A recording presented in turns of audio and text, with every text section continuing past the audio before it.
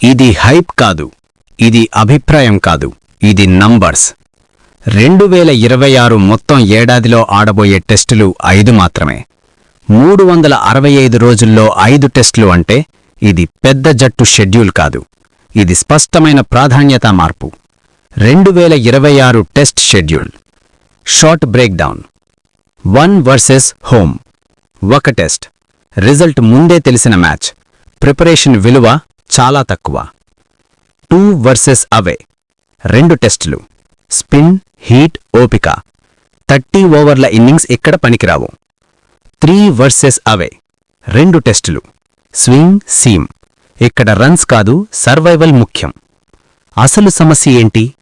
5 టెస్టులు అంటే bench strength develop కాదు, రెడ్ బాల్ స్పెషలిస్టులకు ఛాన్స్ లేదు, వరల్డ్ టెస్ట్ ఛాంపియన్షిప్ కంటిన్యూయిటీ దెబ్బ. ఇది ఆదృశ్చికం కాదు, ఇది స్పష్టమైన షిఫ్ట్. టెస్టులు versus white ball and IPL. Bottom line సూటిగా, టాలెంట్లో లోపం లేదు, కాని టెస్ట్ క్రికెట్కు టైం ఇవ్వడం తగ్గింది. 2026 షెడ్యూల్ ఒక హెచ్చరిక. టెస్టులు ప్రెస్టేజ్ ఫార్మాట్ అంటాం, కాని షెడ్యూల్ మాత్రం అలా చెప్పడం లేదు. నిజంగా టెస్ట్ క్రికెట్ విలువైనదని నమ్మితే 5 టెస్టులు సరిపోతాయా?